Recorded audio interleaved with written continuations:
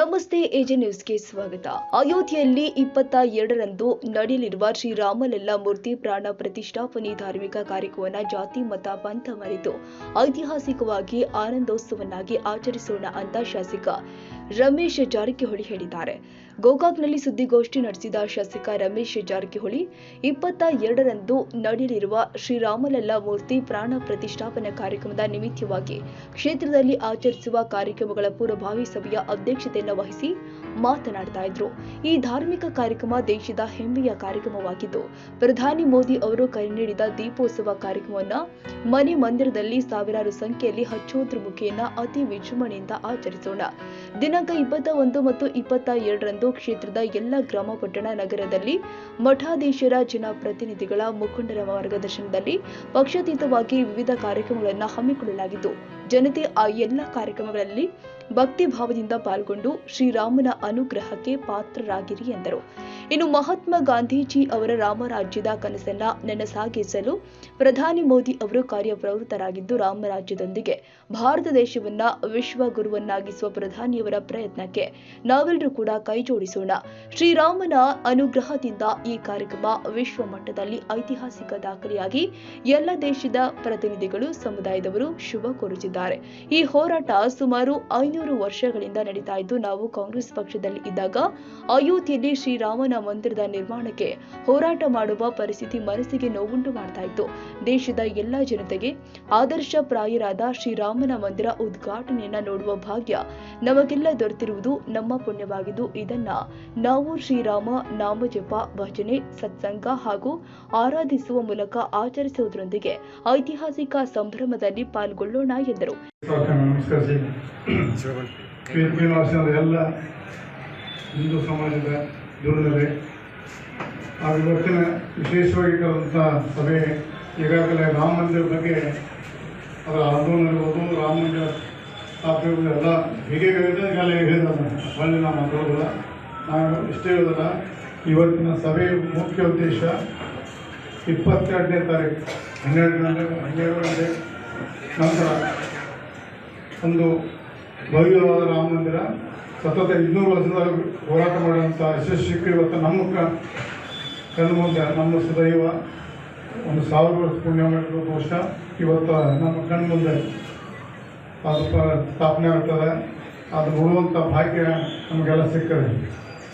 ಬಹಳಷ್ಟು ಪುಣ್ಯವಂತರಿಗೆ ಪ್ರಾಣ ತ್ಯಾಗ ಮಾಡಿ ಇವತ್ತು ಒಂದು ಕೊನೆಯ ಹಂತದಲ್ಲಿ ಬಂದಿದೆ. ನಾವು ಬಹಳಷ್ಟು 92ನೇ ಇಸ್ವಿಯಲ್ಲಿ ಡಿಸೆಂಬರ್ 6 ಬಾಬರಿ ಮಸೀದಿ ತೆಗೆದಾಗ ನಾವು ಕಾಂಗ್ರೆಸ್ ಪಕ್ಷದಲ್ಲಿದ್ದವಾಗ ನಮಗೆ ಕೆಟ್ಟ ಅನಿಸಿದ್ರು. ನಾವು ಕಾಂಗ್ರೆಸ್ಗೆ ಅಯೋಧ್ಯೆಯಲ್ಲಿ ರಾಮ ಮಂದಿರ ಕಟ್ಟಾಕಿಟ್ಟು ಹೋರಾಟ ಮಾಡ್ತಾರಪ್ಪ, ಈ ರಾಮ ಹುಟ್ಟಿದ ಅಯೋಧ್ಯೆಯಲ್ಲಿ ಎಲ್ಲ ಜಗತ್ತಿಗೆ ಗೊತ್ತಿದೆ. ಅಯೋಧ್ಯೆಯಲ್ಲಿ ರಾಮ ಮಂದಿರ ಎಲ್ಲಿ ಹುಡುಕುವಂಥ ಕಾಲ ನಮ್ಮ ಹಿಂದೂ ಸಮಾಜ ಬರ್ತಾರಪ್ಪ, ಭಾಳ ಕೆಟ್ಟ ಅನಿಸಿದ್ರು. ಇದರಲ್ಲಿ ಮುಸಲ್ಮಾನರು ಏನೂ ಆಗಿಲ್ಲ, ಅವ್ರಿಗೆ ಕೇಳಿಲ್ಲ. ನಮಗೆ ಬಾಬರಿ ಮಸೀದಿ ಬಂದಾಗ 2 ವರ್ಷ ಇರ್ತದೆ. ಇದನ್ನು ವೋಟ್ ಬ್ಯಾಂಕ್ಗೋಸ್ಕರ ಕೆಲವೊಂದು ಪಕ್ಷ ತಮ್ಮ ಒಂದು ಮುಸಲ್ಮಾನರ SC ಜನರ ತಪ್ಪು ತರೆಯುವಂಥ ಒಂದು ಮೋಹದಿಂದ ರಾಮ ಮಂದಿರ ದಾರಿ ತಪ್ಪಿಸಿದರು. ಯಾಕೆ ಬಹುಶಃ ಕೇಳ್ಬಿಡೋದ ನಿಮ್ಗೆ ಮಂದಿರ ಕೊಡ್ಬೇಕಾಗ್ತದೆ. ಅಯೋಧ್ಯೆ ಅಂದರೆ ರಾಮ ಜನ್ಮಭೂಮಿ. ಅಯೋಧ್ಯೆಯಲ್ಲಿ ರಾಮ ಪ್ರತಿಷ್ಠಾಪನೆ ಮಾಡ್ಬೇಕಾದ್ರೆ 500 ಹೋರಾಡ್ಕೊಂತ ಅನ್ನೋದು ನಮ್ಗೆ ಕೆಟ್ಟ ಅನಿಸ್ತದೆ. ಅಲ್ಲಿ ಅಯೋಧ್ಯೆಯಲ್ಲಿ ರಾಮ ಹುಟ್ಟಿದ್ದು ಎಲ್ಲ ಜಗತ್ತಿನ ಅದು ಇವತ್ತು ಏನೋ ಹೋರಾಟ ಮಾಡಿ ಕೊನೆ ಹಂತದಲ್ಲಿ ಪ್ರಧಾನಮಂತ್ರಿ ಮೋದಿಯವರ ನೇತೃತ್ವದಲ್ಲಿ ಇವತ್ತು ಸರ್ಕಾರ ಆಗಿದೆ. ಅವರು ನಮ್ಮ ಸ್ವಯಂ ಸೇವಕರಿದ್ದಾಗ ಎಷ್ಟೋ 30-40 ವರ್ಷದಿಂದ ಅಲ್ಲಿ ಹಿಮಾಲಯದಿರ್ಬೋದು, ರಾಮ ಮಂದಿರ ಇರ್ಬೋದು, ಪ್ರತಿ ಮೂಲೆ ಅಡ್ಡಾಡುವಂಥ ಪ್ರಧಾನಮಂತ್ರಿ ಮೋದಿಯವರು ಸಾಮಾನ್ಯ ಜನ ಯಾವುದು ಪ್ರಧಾನಮಂತ್ರಿಯಾಗಿ ಅವರ ಹತ್ತಿರ ಆಗುವಂಥ ಒಂದು ದೈವ ಭಕ್ತಿಯಿಂದ ಇವತ್ತು ಮೋದಿಯವರ ಮುಖಾಂತರ ಸಹಕಾರ ಆಗುತ್ತದೆ. ಅದಕ್ಕೆ ನಾವು ಏನು ಮಾಡಬೇಕಂತ ಕಳೆದ ಸಭೆಯಲ್ಲಿ ನಮ್ಮ ಕ್ಷೇತ್ರದ 4 ನಗರಸಭೆ, 1 ಪಟ್ಟಣ ಪಂಚಾಯತಿ, ಪುರಸಭೆ 4 ಬರ್ತವೆ, 22 ಗ್ರಾಮ ಪಂಚಾಯತ್ ಬರ್ತವೆ. ಎಲ್ಲ ಪ್ರತಿ ವಾರ್ಡ್ನಲ್ಲಿ ಆ ವಾರ್ಡ್ ಮೆಂಬರ್ ಇರ್ಬೋದು, ಅಲ್ಲಿ ಪ್ರಮುಖರು ಹೆಣ್ಣು ಮಕ್ಕಳು ಕೂಡಿ 21 ತಾರೀಕಿನ ಸ್ಟಾರ್ಟ್ ಮಾಡ್ಬೋದು. ರಾಮ ಮಂದಿರ, ರಾಮನ ಚಿತ್ರ, ಅದಕ್ಕೆ ಲೈಟಿಂಗ್ ಮಾಡಿ, ಪೂಜೆ ಮಾಡಿ, ರಂಗೋಲಿ ಹಾಕಿ, ಎಷ್ಟು ಸಾಧ್ಯತೆ ಊರಲ್ಲಿ ಸ್ವಚ್ಛ ಮಾಡಿ ಎಲ್ಲ ಹೊತ್ತು 3 ದಿವಸ 22 ತಾರೀಕು ಪ್ರತಿ ಗ್ರಾಮದ ಎಲ್ಲ ಗುಡಿಯಲ್ಲಿ ಆ ವಾರ್ಡದ ಪ್ರಮುಖರು ವಾರ್ಡ್ ಮೆಂಬರು ಪೂಜೆ ಮಾಡಿ ರಾಮ ಜಪ ಮಾಡಬೇಕಂತ ಒಂದು ಮನವಿ ಮಾಡ್ಕೊತೇವೆ. ಈ ನಗರಸಭೆ ವ್ಯಾಪ್ತಿಯಲ್ಲಿ ಈಗಾಗಲೇ ನಾವು ಮೀಟಿಂಗ್ ಮಾಡಿದ್ವಿ.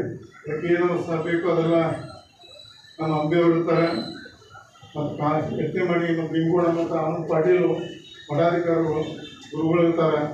ನಿಮ್ಗೆ ಏನು ಸಹಕಾರ ಬೇಕಾದ್ರೆ ಮುಂದಿನಲ್ಲಿ ಅದೆಲ್ಲ ಮಾಡೋಣ. ಬಟ್ ಒಂದು ಐತಿಹಾಸಿಕವಾದ ಗೋಕಾಕ್ ಮತ್ತು ಕೆಲಸ ಒಂದು ಸಮಾರಂಭ ಆಗಬೇಕು. ಅವೆಲ್ಲ ಗ್ರಾಮ ಪಂಚಾಯತ್ ಮೆಂಬರ್ ಇರ್ಬೋದು, ಬರೀ ಗ್ರಾಮ ಪಂಚಾಯತ್ ಮೆಂಬರ್ ಅಷ್ಟೇ ಅಲ್ಲ, ಆ ಊರ ಪ್ರಮುಖರು, ಅಲ್ಲಿ ಮಹಿಳಾ ಪ್ರತಿನಿಧಿಗಳು ಎಲ್ಲ ಹಿರಿಯರು ಕೂಡಿ, ಇದು BJP ಪಕ್ಷದಲ್ಲ, RSS ಅಲ್ಲ, ಇದು ಹಿಂದೂಗಳು ಮತ್ತು ಮುಸಲ್ಮಾನರು ಈ ಜಗತ್ತಿನ ಎಲ್ಲ ಈಗ ಮುಸಲ್ಮಾನ ಎಷ್ಟೋ ಜನ ನಾವು ನಿಂತು ಅವ್ರು ಸಿದ್ಧ ಮಾಡ್ತಾರೆ. ಅದರ ನಾವು ದಯವಿಟ್ಟು ನಾವು ಮುಸಲ್ಮಾನರೇ ಅಲ್ಲಿ ಪ್ರಮುಖ ಮಂದಿ ಕಳಿಸೋರಿಗೆ ಹೇಳ್ತೀವಿ, ನಾವು ಕೇಳ್ತಾರೆ ಅವ್ರ ಮುಖಾಂತರ ಮಾಡ್ತೀವಿ. ನಾವಾಗಿದ್ರೆ ಅದನ್ನು ಬೇರೆ ಟೈಪ್ ಮಾತ್ರ ಆಗ್ತದೆ.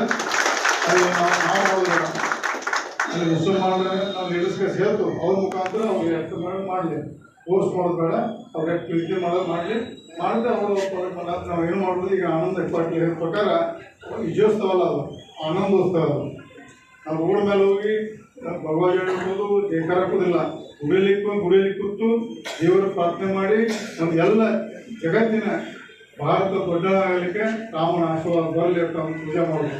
ಈಗಾಗಲೇ ನಾವು ಜಗತ್ತಿನ ದೊಡ್ಡನಾಗಿದ್ದು ಆದರೆ ಪೂರ್ತಿ ಯಶಸ್ವಿಯಾಗಿ ಅಷ್ಟೇ.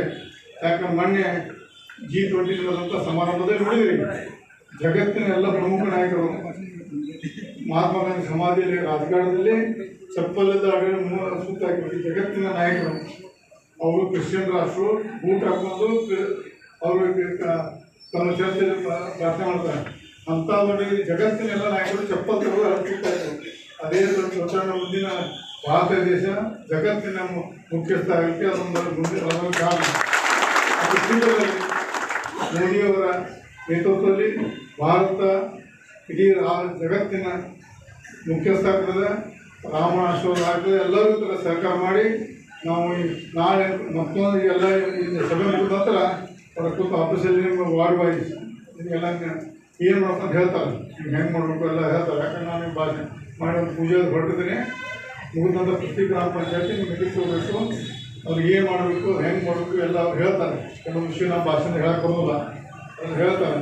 ಆದ್ರೆ ಒಂದೇ ಮತ್ತೊಂದು ಸಲ ಹೇಳ್ತಾರೆ ಏನಲ್ಲ, ಈ ಮತ್ತು ಎಲ್ಲರೂ ಅವತ್ತಿನ ದಿವಸ ಅಂಗಡಿ ಮತ್ತು ಸ್ಕೂಲ್ ದಯವಿಟ್ಟು ನಾವು ರಾಜ್ಯ ಸರ್ಕಾರ ಮನೆ ಮಾಡ್ಕೋತೀನಿ, ಮತ್ತು ಸ್ಕೂಲ್ ಸೂಟ್ ಕೊಡಬೇಕು ಮನೆ ಮಾಡ್ಬೇಕು.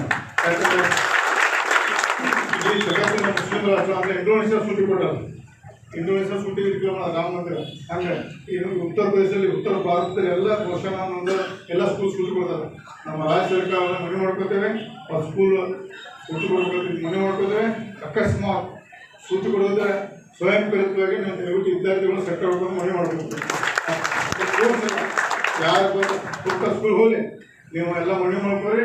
ಅವ್ರು ರಾಮ ವಿದ್ಯಾರ್ಥಿಗಳು ಕಾಲೇಜ್ ವಿದ್ಯಾರ್ಥಿಗಳು ಎಲ್ಲರೂ ನಮ್ಗೆ ಸರ್ಕಾರ ಅವತ್ತು ಸರ್ಕಾರ ಕೊಡಬೇಕು. ಮತ್ತು ಯಾರು ಸ್ಕೂಲ್ ಹೋಗಿಲ್ಲ ಕೋರ್ಸ್ ಮಾಡಕ್ಕೆ ಹೋಗ್ಬೇಡಿ. ಅವತ್ತು ಸ್ವಯಂ ಪ್ರೇರಿತವಾಗಿ ಸ್ಕೂಲ್ನ ಎಲ್ಲ ನಮ್ಮ ವಿದ್ಯಾರ್ಥಿಗಳು ಸರ್ಕಾರ ವಿದ್ಯಾರ್ಥಿಗಳು ಕೊಂಡು ಮೀಟಿಂಗ್ ಮಾಡಬೇಕಂತ ನಾವೆಲ್ಲ ಅನ್ಪಾಡ್ಲಿಕ್ಕೆ ಮತ್ತು ಎಲ್ಲ ಹೇಳ್ತೀವಿ. ಅವ್ರು ಸರ್ಕಾರಕ್ಕೆ ತೋರಿ ತಗೊಳ್ಳಿ. ಮತ್ತು ಈ ಸಭೆ ಮುಗಿದ ನಂತರ ಮತ್ತೊಂದು ಮೀಟಿಂಗ್ ಮಾಡಿಕೊಂಡು ಪ್ರತಿ ವಾರ್ಡ್ ಮೆಂಬರು ಅಲ್ಲಿ ಪ್ರಮುಖರು ಕೂಡಿ ಅವ್ರು ಯಶಸ್ವಿಯಾಗಿ 21ರಿಂದ 22ರವರೆಗೆ ಮುಗಿದ ಕೊಟ್ಟು ಸಾಯಂಕಾಲ ದೀಪಾವಳಿ ಕನಿಷ್ಠ 5,000 ಮಾಡಬೇಕು. ಗ್ರಾಮದ 5,000 ಆಗಬೇಕು. ಗೋಕಾಕ್ ಮತಕ್ಕಿದ್ರೆ ಈ ರಾಜ್ಯದಲ್ಲಿ ದೇಶದಲ್ಲಿ ಒಂದು ವಿಶೇಷತೆ ಮಾಡಬೇಕಂತ ನಮ್ಮಲ್ಲಿ ಮನವಿ ಮಾಡ್ಕೊತೀನಿ. ಇದೊಂದು ನಮಗೆಲ್ಲರೂ ಇನ್ನೇ ಸರ್ಕಾರ ಕೊಟ್ಟು ಇದೊಂದು ದೇಶದ ಹೆಮ್ಮೆ ಕೆಲಸ ದಯವಿಟ್ಟು ಎಲ್ಲ ಸರ್ಕಾರ ಕೊಟ್ಟು ಯಶಸ್ವಿ ಮಾಡಕ್ಕೆ ಹೇಳಿ ಮಾತನಾಡುತ್ತಿದ್ದೆ. ಇನ್ನು ವೇದಿಕೆಯ ಮೇಲೆ ವಿಶ್ವ ಹಿಂದೂ ಪರಿಷತ್ತಿನ ಪ್ರಮುಖ ನಾರಾಯಣ ಮಠಾಧಿಕಾರಿ MD ಚುನಮರಿ, ಆನಂದ್ ಪಾಟೀಲ್, ರಾಮಚಂದ್ರ ಕಾಕಡೆ, ಬಿಜೆಪಿ ನಗರ ಅಧ್ಯಕ್ಷ ಭೀಮಶ್ರೀ ಭರಮನ್ನವರ್, ಲಕ್ಷ್ಮೀದೇವಿ ಜಾತ್ರಾ ಕಮಿಟಿಯ ಪ್ರಭಾಕರ್ ಚೌಹಾಣ್ ಉಪಸ್ಥಿತರಿದ್ದರು.